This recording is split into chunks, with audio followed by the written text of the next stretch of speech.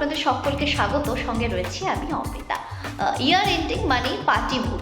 তো সব মিলিয়ে কথা বলা যেতে পারে যে আমাদের প্রচুর প্ল্যানিং থাকে, সকলেরই কিছু না কিছু প্ল্যানিং প্রত্যেক দিনই থাকে এই সময়টায় স্পেশালি।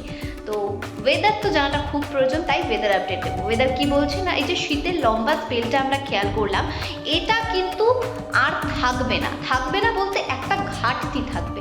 কি ঘাটতি না, শুক্রবার থেকে কিন্তু পারদ ঊর্ধ্বমুখী হবে, অর্থাৎ তাপমাত্রা বাড়বে।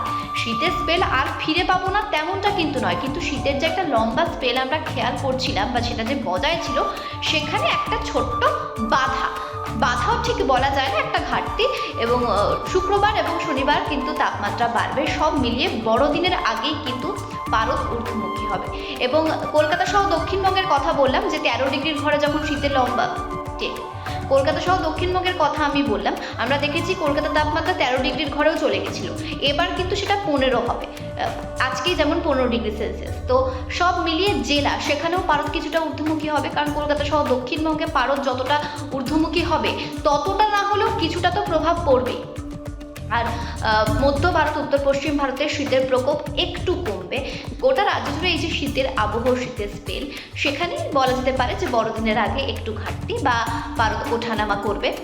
সব মিলিয়ে এটা বলা যেতে পারে যে পশ্চিমী ঝঞ্ঝার কিন্তু একটা অবকাশ বা পশ্চিমী ঝঞ্ঝার একটা সম্ভাবনা থেকেই যাচ্ছে।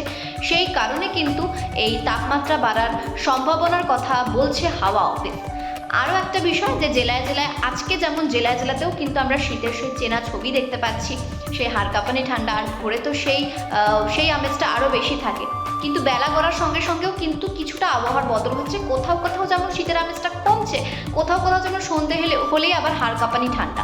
তো সব মিলিয়ে এটাই বলবো যে যা প্ল্যানিং আছে করা যেতেই পারে। তবে হ্যাঁ, বৃষ্টিপাতের কোনো পূর্বাভাস নেই। আজ কলকাতা সর্বনিম্ন তাপমাত্রা 15.6 ডিগ্রি সেলসিয়াস। আগামী 24 ঘন্টায় 14 থেকে 25-এর মধ্যেই পারদ ওঠানামা করবে। সব মিলিয়ে আপাতত এই পর্যন্ত। ধন্যবাদ, সুস্থ থাকুন, ভালো থাকুন।